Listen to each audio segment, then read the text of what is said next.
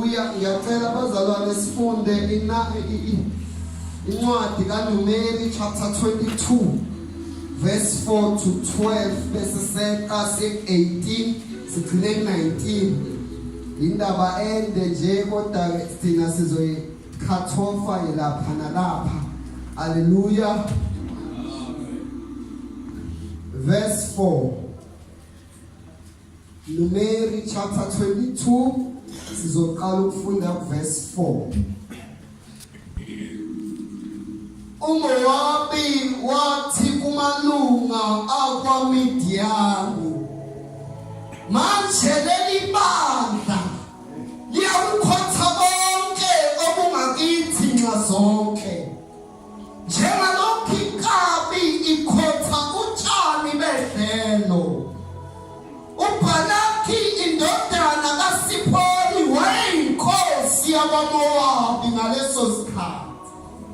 Wathuma izithunywa kuBhiliyamu indodana kaBeri ePetori, elingasemfuleni ezweni labantwana babantu bakhe, ukumbiza ngokuthi, bheka, nampa abantu abaphumile eGibhithe, bheka, basikebela ubuso bomhlaba, sebehlala malungana nami. Cela ukuyiphinda leyo. Sebehlala malungana nami. Hey. Ngalokho ake uze manje. Hey Nkosi yami. Ungiqalelisele laba bantu ngokuba bayangahlula. Mhlawumbe ngingase ngibe namandla ukuba sibanqobe, ngibaxoshe ezweni, ngokuba ngiyazi ukuthi obusisayo ubusisiwe, nomqalekisayo uqalekisiwe. Verse 7. Amalunga kwaMowabi namalunga kwaMidiyani asuka enenkokhelo yokubhula esandleni sawo.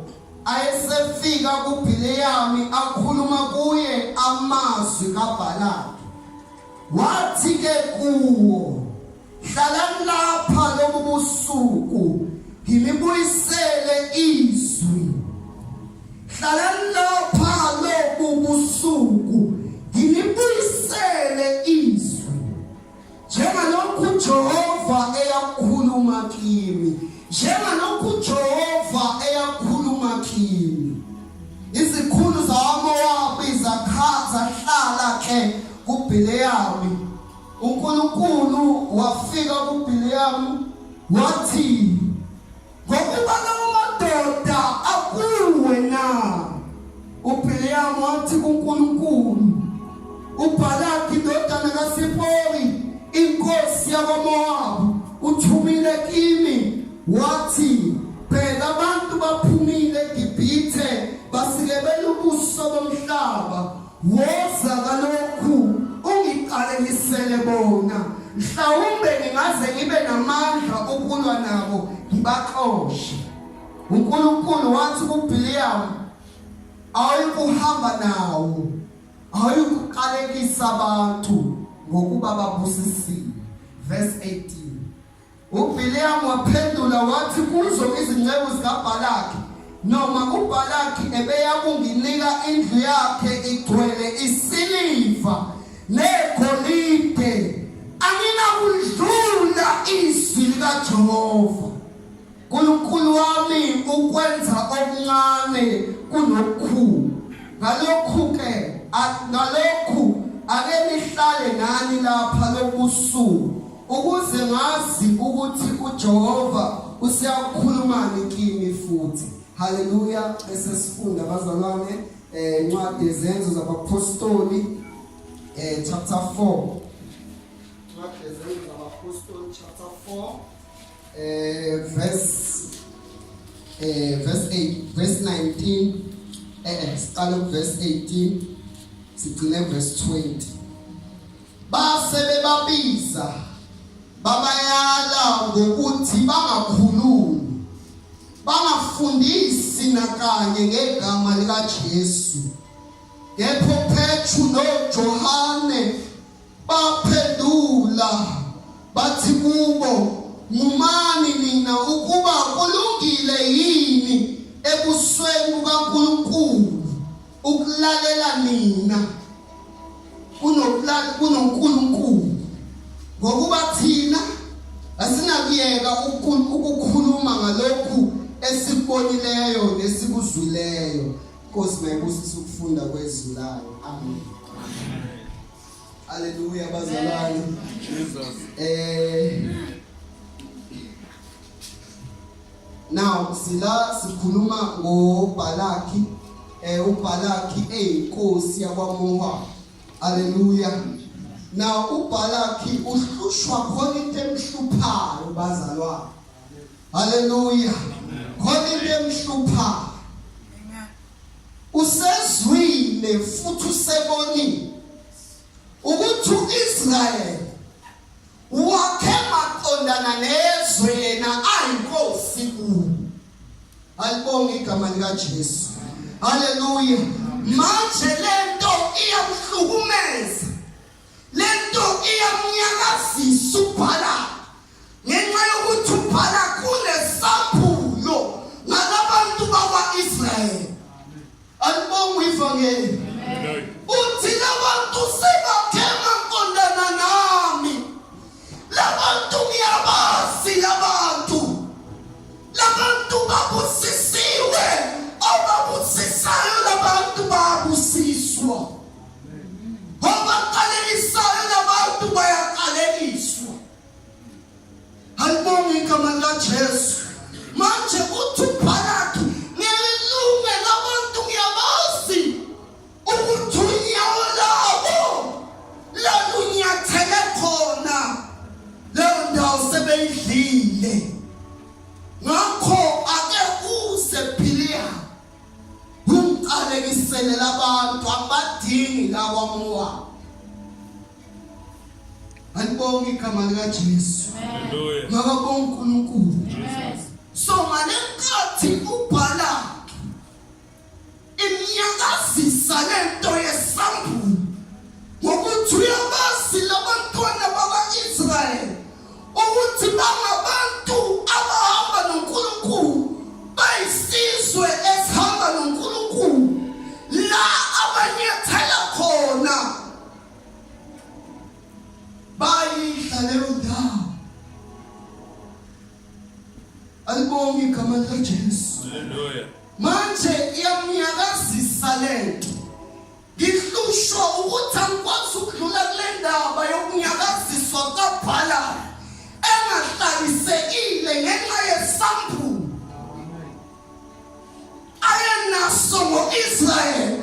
Kungakho izwi likaNkulunkulu lishunyayelwa, kodwa asinyakaziseki. Kungakho izwi likaNkulunkulu laphulwa, kodwa abantu abanyakazi ngathi abenzi lutho.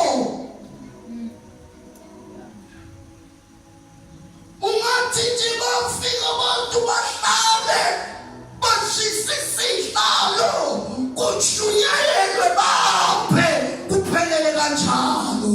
Kanti izwi likaNkulunkulu liyini? Izwi likaNkulunkulu uthi uTimothy wesibili uchapter 3 uthi yonke imibhalo iphefumulelwe ukufundisa nokuyala nokusola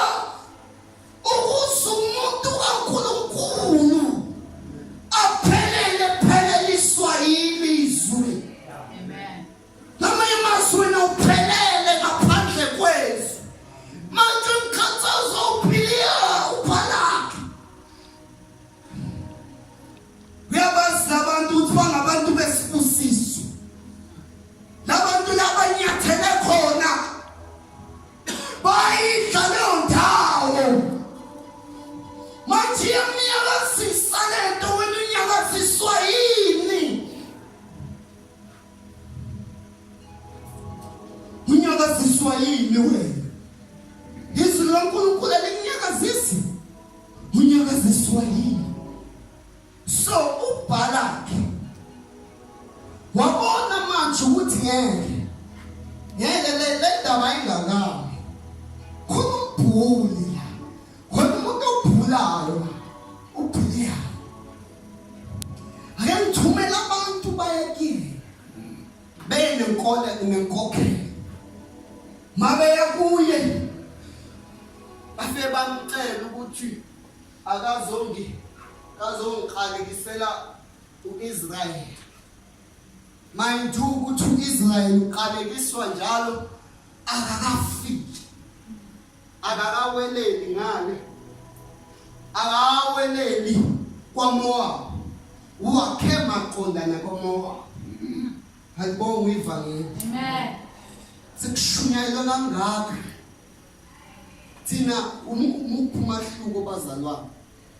Uphumahluko wethu uthi thina singabantu bethu. We suppose ukuthi masifika endaweni ethile, the environment, the atmosphere change. We supposed to impact people. Banyakaziswa abantu sisahamba kude. Hallelujah. Amen. Banyakaziswa abantu singakasondeli bona. Uphale kunyakaziswa abantu abasakhe emathafeni. Abantu abasaqondene naye abakafiki kwaMoab. Izwi loNkulunkulu kufanele lisenze sibe njalo. Masifike endaweni singaka-sondelani nayo kangako. The atmosphere change. Kodwa ishintshe. Ngoba kwathina ashintshe. Kwathina uNkulunkulu asilaleli. Ngikutsho indaba yokulalela uNkulunkulu. Kodwa saya lapho. So uBhalaki wabesethumela ke manje abantu ukuthi bayeBhiliyamu. WeBhiliyamu ake uze uzongiqalekisela labantu. Uqalekiswa abantu abanjani? Abantu abasakhe maqondana noMoab. Abekho kwaMoab. Abantu bezwi kaNkulunkulu kufanele bezinjalo. Hallelujah. So bamfika uBhiliyamu. Babe sebemtshela. uBhiliyamu umuntu womkhuleko. Ngani sizokhuleka nje. uBhiliyamu umuntu womkhuleko. Wathi hlalani la. Ke ngiyuzwa ukuthi uNkulunkulu uthini. Wena wenza. Uvela uanze nje. Uvela ukhulume nje. uNkulunkulu engashilo ukuthi khuluma. Alibonga igama likaJesu. Amen. Wabele seyokhuleka uBhiliyamu. Wayisho njengoba injalo indaba. Kanjani masiyokhuleka uNkulunkulu? Bakhuleka baze bakhuleka ngisho nakulokho kungasenakho isidingo. Umuntu bengazi ukuthi uzothini uNkulunkulu, ugcine sekhuleka ngisho uNkulunkulu ebengayilindele ngaleso sikhathi. Habo uJesu. So uma ebuya ke sebuyela kubona yabatshathi cha. Angizobuyela nani emuva. Hallelujah. Ngoba uNkulunkulu useshilo ukuthi labantu bangabantu besibusiso babusisiwe labantu. Ngakho angizobuyela nawe. Manje ukuthi uBhalaki wayethumela abantu ababedumile. Kodwa hayi kangako. So uma bebuyela emuva laba bebuyela kuBhalaki. Bafe bayamtshela uBhalaki ukuthi hayi uthangeke aze nathi. Uyenqaba ukuza nathi. Hey. Sithatha sizazama enye indlela ke manje yoku-approach. Ngoba isitha sihlezi silindele uku-attack. Nanoma ingayiphi indlela ungaba ngale ndlela si-attack-a ngenye. Ingakho lithizwe kaNkulunkulu kufuneka lingaphezi. Abesethu umpostoli Paul eluleka uTimothy athi londa kahle lento ebekwe kuyo. Nisekhona bazalwane. Hallelujah. Hallelujah. So uma ubhala uyabona manje hayi. Kokusho ukuthi lo muntu inkokhelo le bengiyiphethe. Yenzanga mahluko. Wabe senze njani umuntu ubhalaki cishe ngathi umuntu kaNkulunkulu. Wabe senze njani ubhalaki. Hallelujah. Wakubhalaki sethi yabona ke manje. Ngizothumela abantu abadumile. Kunalabo bengibathumeli. Funa ngizothumela abantu abadume kakhulu. Hallelujah. Amen. Ayengenza isibonelo ngopresident. Ngizothumela umakhanya manje. Oh, Nkosi yami. Awuthume. Hey. Yini yenza ubhala kuba akhethe manje ukuthumela abantu abadume kakhulu kunalabo ade bathumile. Njengoba uyamazi ukuthi umuntu odumile izwi lakhe is influential. Umuntu odumile izwi lakhe carries authority. Umuntu odumile une-power to convince, une-power to change isimo sengqondo yakho. Noma ngabe besicabanga ngeyindlela kodwa ngenxa yokuthi u-approach umakhanya. Ayisenguzwile.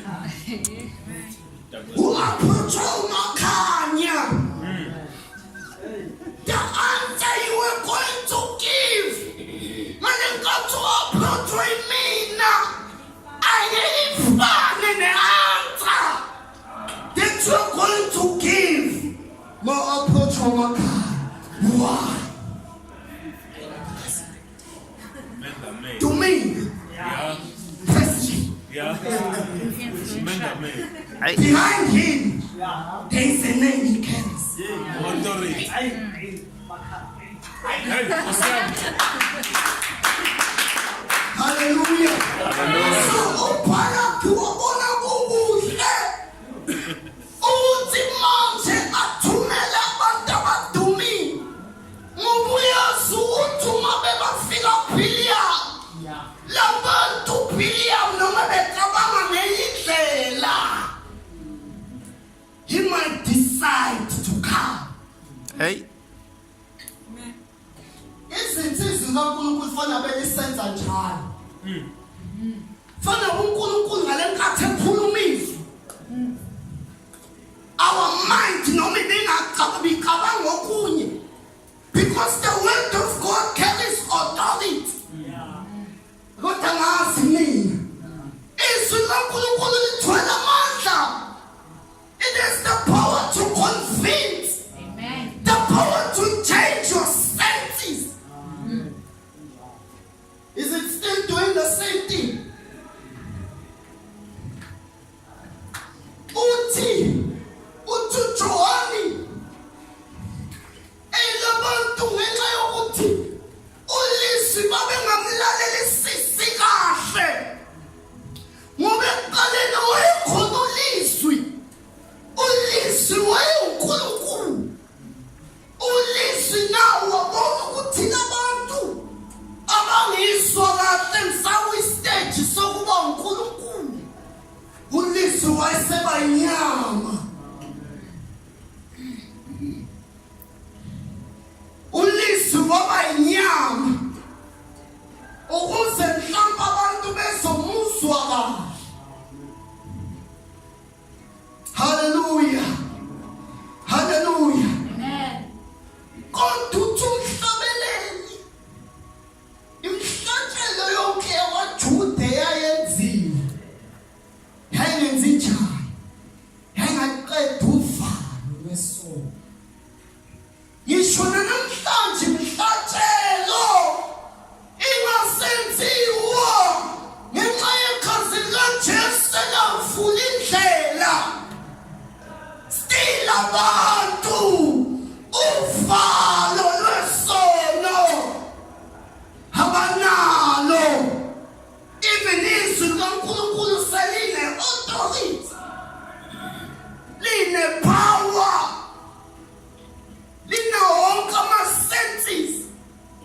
Okuphendula impilo yomuntu. Abantu abamlaleli namanje uNkulunkulu. Kombe kuthiwa ngashunyayela. Twasiyakha. Hallelujah. So, uma ke usebethupha lakhe sethumela labantu abadumile ngemali. Njengathi ngithanda shumayela. Manje isona shawa. Wathi wasiyakha shumayela. Hallelujah. Njengasho. So, uma ubhala ke sethumela ke manje. Esethumela ke manje labantu abadumile. Hayi, bafika ke lapha kuBhiliha. Bhiliha. Nange bizo ubhala. Uthi ake uzongiqalelisela labantu. Hey. Hayibona le ndaba uBhiliha.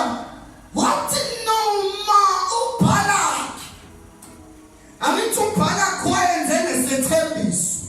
Wathi khona into engizakuyenza. Ngiyakwenza abe nodumo olukhulu ubhala uBhiliha.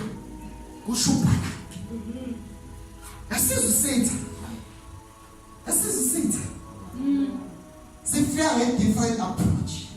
Thayi zophakamisa wena uzophakama. Hallelujah. So uma efika ke labantu bafika uBhiliha wathi noma ubhala angangethembisa indle egolide nesiliva. Khona kodinte ngibambile ukuthi angakudlula ini bazalwane izwi likaNkulunkulu. Kungakaki sidlulisi likaNkulunkulu. Kungakaki siphambana nezwi likaNkulunkulu. Kungakaki senze okuphambeleyo nezwi likaNkulunkulu. Angizothatha isidiscount bazalwane. Kungakaki senze okuphambeleyo nezwi likaNkulunkulu. Yingakho uJohane benoPetru uma beyalwa laphana kwizenzo kuthiwa bangabe besasebenzisa leli gama, bangabe besafundisa ngaleli gama, ubezobethi ngumani namhlanje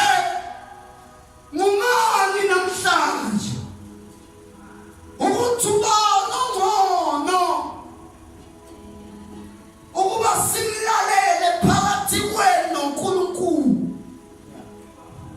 Ngumani namhlanje? Ubani ongcono? Ubani ongcono ukulalelwa? Ngumani namhlanje? Ubani olungele ukulalelwa? Ubani ufanele ukulalelwa? Ngaba abantu noma uNkulunkulu? Ngaba abantu noma uNkulunkulu ufanele ukulalelwa? Abantu abanazulu. Amen. uNkulunkulu uyilo ukuthi uIsrayeli umahluphe ezweni laseGibhithe ewuthwa impi kaFaro ebhekene nolwandle olubomvu. Kunempi kaFaro ngemuva. Wafikela uMose ekade eqeda ukukhuleka kuNkulunkulu. What the Gibeonites you see today, you shall see no more. Uyela uNkulunkulu owaqoqela amanzi ngapha, waqoqela amanzi nangapha. Abantwana baka-Israyeli bawela olwandle, abawela emhlabathini owomileyo. Amen. Ubani ongcono ukulalelwa? Ongakwenza yini wena lokho? Ongakwenza yini wena lokho? Bavela behlabelela abantwana baka-Israyeli. Hallelujah. Impi kaFaro iphupha nolwandle. Bavakala behlabelela bathi bheka ihashi.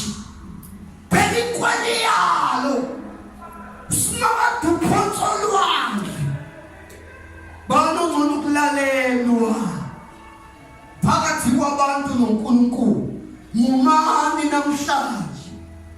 Uma kungabantu kumele balalelwe banaliphi izulu.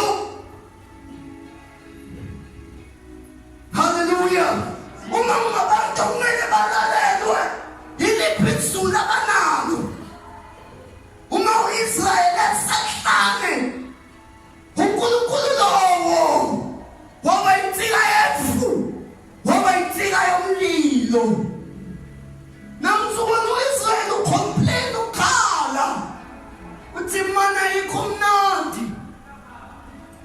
Ukhala uthi ukhumbula inyama kwaNkulunkulu lo providing what.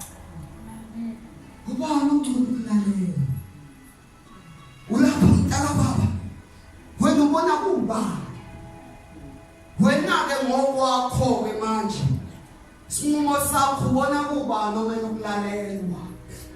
Ngaba abantu ngabe uNkulunkulu baye badumisa. Baye bashumayela. Beshumayela ungayikho. Ngoba bamlalela uNkulunkulu. Bese noma bedumisa ngeculo le-praise instead of a worship song. Ngoba balalele uNkulunkulu. Nomfalo lokusuka esonweni, nomfalo lokona lukho. Ngoba uNkulunkulu akalaleliwe. Bona umuntu ukulalelwa uma namhlanje. Ukhetha bani? Laba banomfakazi othi thina ngesiyeke ukhuluma ngesikubonileyo nesikuzwileyo. Uzweni wena, boneni wena. Ngakho mangikala ngathi uMohabi yayimhlupha lento yokukha kwabantwana baka-Israyeli. Bakamaqondana naye ngenxa yesambula yenaso ngo-Israyeli. Ukuthi lathi mayifike khona, wayifika ihle leyo ndawo, wena uboneni, waphulelweni. Yini waphulelwe yona? Ngoba masilalele uNkulunkulu, there must be some form of revelation. You can't walk ngaphandle kwesambu. Ingakho thina umuhola, uhola isambu ungenaso. Uzohola ngenhliziyo. Zolimala, uyashesha nokulimala. Ngoba isambu la unaso. Senshi. Hallelujah. Senshi. Mangsalone menibomzana wesambulo mele wampuleleke. Yabona mawusuka wampuleleke kahle. You become conscious of sin. You become aware, not ignorant. Masuka wampuleleke kahle. Ubona izinto from the perspective kaNkulunkulu, not your perspective. You walk according to the perspective of uNkulunkulu. Hey. Nomshayeka makusambe nonkosi makusakuhle kuwe. Yingakho uNkulunkulu asifundise ngisho uphendula sasothi makuhle enkosini. Hey. Kushiso. Ngoba usuhamba ngeperspective kaNkulunkulu, usuhamba ngeperspective kanomlalelayo. Ulalela bani? Umlalele kanjani uNkulunkulu ngambonanga ekwenze okuthile empilweni yakho? Hallelujah. Hallelujah. Semva nguma namhlanje. Kodwa usukwazi ukunquma kahle. Mele nesambulo noNkulunkulu. Uthi umfowethu uLindo ngelila ngishumayela uthi uPetru waphuleleka kahle waze kwakhiwa ibandla wa-ordainwa uPetru kwakhiwa ibandla kuye kuleli dwala ngoba igama elithi Petru lalisingxenye yedwala kuleli dwala ngiyakulakha ibandla mawunganasambulo njengembuzi engenantambo mawungenasambulo awunamalusi wena uyangena mabephenduka uyaphenduka mawungena uyamhlofa ngoba unasambulo makuthi uyakholelwa la uyakholelwa la sambulo naso ushephu nesambulo sakho ukuthi Saturday abapheka ukudla bona abapheka wena sithini sakho isambulo ithine yakho indaba mhlawumbe ngiqaleka ngaqala ngokuthi khetha mhlawumbe kumele ngiqale ngokuthi uboneni uzweni ngoba le nto wenza uqhubeka uhlala sonweni. Maybe because you are ignorant of what you've heard and seen.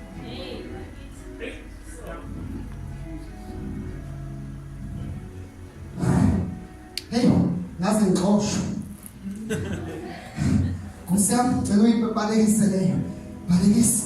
Uzweni wena. Uboneni. Hey, kusiyami. Uzweni. Kumana ukulalela uNkulunkulu kunokulalela abantu. Uphiliya kwamehlula wazobana wabalandela. Eyingelo sika uNkulunkulu yabonakala ivimbezela imphongolo. Ngoba ungasingezwa thina abantu. Imveli yamuzwa yena. Hallelujah. Imveli yabona yena. Uzathi kwenye indawo umane makudumisa manje azakungidumisa uthi umsize mina uthi asibe nabazalwane abadumisa uNkulunkulu hayi ngoba sincengiwe kusaye sambuleni nalokho singadumisa isiboneni sizweni. Come on, man of God. Ngoba lokho sibonile lokho sikuzwile ikhona kwenza sihambe sidumisa uNkulunkulu eyena yedwa singaphoqiwe singancengiwe futhi nakuba siyancenga ngoba isambulo asinaso mhlawumbe kusafunala sithole isambulo ngoba ngicela ngibalekise kule ngaze ngishaya. Hallelujah. Hallelujah. Hallelujah. Hey, Hallelujah. Amen. Come on. Hallelujah. Uzwene wena. Uboneni. Abantu kumele bamedumisa uNkulunkulu kumele bashumele uNkulunkulu abantu abanesambulo naye abantu abambonileyo uNkulunkulu eguqula impilo zabo. Hallelujah. Esebenza emfihlakalweni ungathi ungayazi imfihlakalo kaNkulunkulu yethu uthi umbonile uthi umzwile kungenza ukuthi uyamkrema ngenza ukuthi uyamkrema ukuthi udunyiswa ngale ndlela ngenza ukuthi usuwam-adolize ngisho engqondweni ukuthi ngifike ngenze nje Hey. Cremi. bese kuphelela lapho kanti uNkulunkulu ngumafuhla. uNkulunkulu uyindoda yempi langabi nomlilo izwi lakhe lona that carries power that carries authority.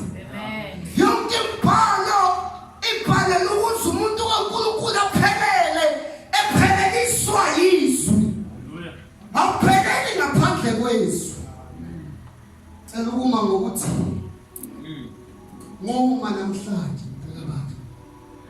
nquma banongcono ukulalelwa phakathi kwabantu beNkulunkulu. Mawulalela abantu abanazulu. Ngithe ngihlabelela ngathi noma izinto iguquka kodwa uJesu ushizwe lithi unguye izulu. Unguye namhlanje. Unguye ngunaphakade. He doesn't change. Ana chameleon style wena lo naye. Hey. Nekwenza ukuthi mawuphathi kwabanye abantu oluluhlobo nabo. Mase behambile uphenduka oluluhlobo. Sambula unaso unwabu. Utamanu impethwa le uhambo impethwa. Hey. Thina sinabantu besu. We're supposed to be impacting the world at a far distance. Sithi masifike endaweni umuntu anyakazisele sekufika abantu baNkulunkulu, sekufika abantu besu, sekufika abantu benhlambuluko ngoba izwi lona leli kwenza uhlambuluko. Hallelujah. Izwi lona leli kwenza ukuthi uhlambuluke. Elithi izwi laNkulunkulu sona ngokukhuluma, sona ngokwenza, sona ngokuphutha nangokucabanga. Amen. Awoni ngokukhuluma kuphela. Kodwa uyona nangokuphutha. Uyona nangokucabanga. Mawulalela uNkulunkulu. uNkulunkulu uhlanza imsindlo yakho. Mawulalela uNkulunkulu. uNkulunkulu yena ukutshela ukuthi lokhu akukho kuhle mntanami change. Uyena ukutshela ukuthi delete these people, they are not needed in your life. But thina simlalele khona abantu esibafitisha ngisho uNkulunkulu ethe remove them. They are not useful to you. But thina we take them along. Hey. We want to fit him. Ngoba uNkulunkulu asimlaleli. Hey. Ngiyakuyala mntaka baba namhlanje.